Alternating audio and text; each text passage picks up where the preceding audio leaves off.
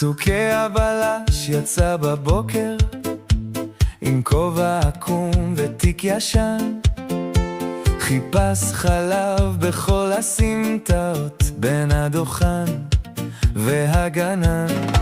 שאל את הדוד עם העגלה, ראית חלב כאן במקרה? הדוד גירד את הראש שלו ואמר, אולי מעבר לשער הזה. אבל הרוח סגרה לו דרך והשביל נהיה צר וארוך. צוקי נשם עמוק, אמר